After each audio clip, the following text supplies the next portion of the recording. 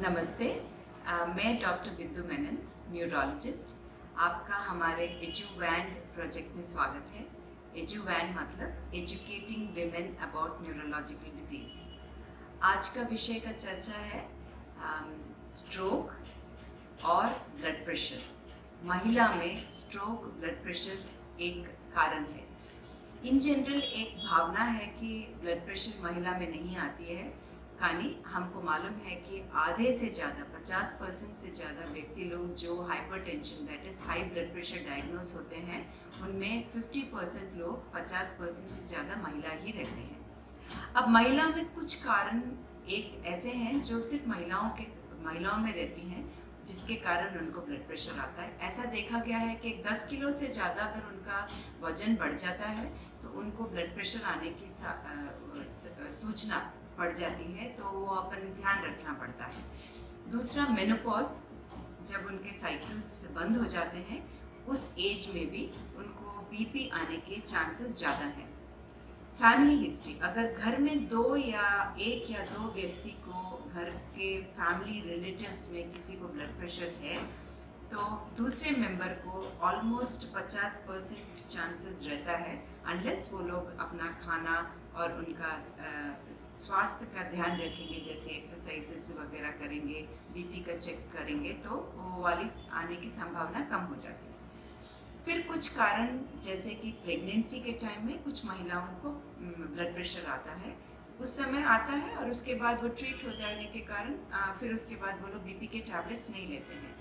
But कुछ महिलाओं में ऑलमोस्ट 6 to 7% में उनको बाद में कुछ वर्षों के बाद, जब उनकी उम्र भी बढ़ती है, तो उनको ब्लड प्रेशर आने के चांसेस रहते हैं। तो वो अपने मन में वो लोग ध्यान रखना पड़ता है और ब्लड प्रेशर तब तक चेक कराते रहना पड़ता है।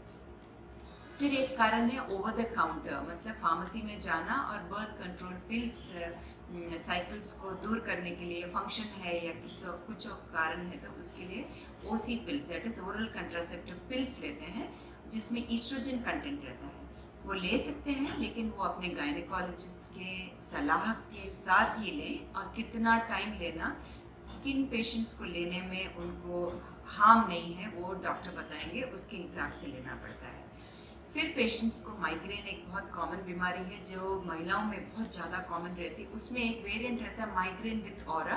हाफ साइड हेडेक आने के टाइम के पहले उनको फ्लैशेस कुछ आए, आंख के सामने चमकते हुए तारे कुछ ऐसे दिखते हैं, जिसको माइग्रेन विथ ऑरा बोलते हैं।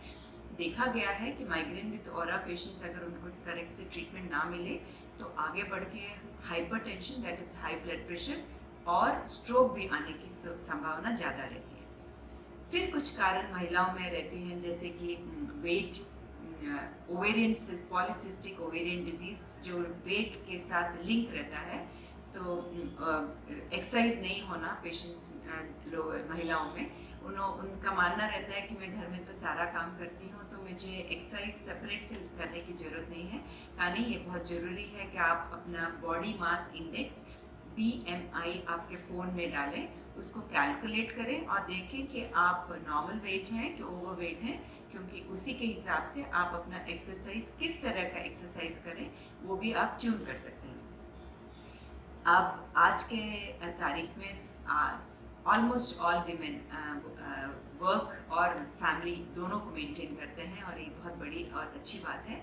लेकिन दोनों को मेंटेन करते समय थोड़ा सा अमाउंट ऑफ स्ट्रेस, एंजाइटी और डिप्रेशन भी कुछ ज़्यादा उनमें दिखने की संभावना रहती है, which again long term chronic और ज़्यादा स्ट्रेस लेने पे उनको ब्लड प्रेशर आने के चांसेस ज़्यादा हैं। सो आर रिक्वेस्ट इज, सब महिलाओं को आप भी अपना ब्लड प्रेशर चेक कराएं, क्लिनिक में जाएं, करेक्ट से डॉक्टर के पास से चेक करा के। अगर आपका ब्लड प्रेशर ऊंचा है तो डॉक्टर आपको सुझाव देंगे, सॉल्ट रिस्ट्रिक्शन का बात बताएंगे, खाने का, एक्सरसाइज का, और आपको हेल्दी रह के आपको दूसरी बीमारियों से दूर रहने का सुझाव देंगे। Thank you very much.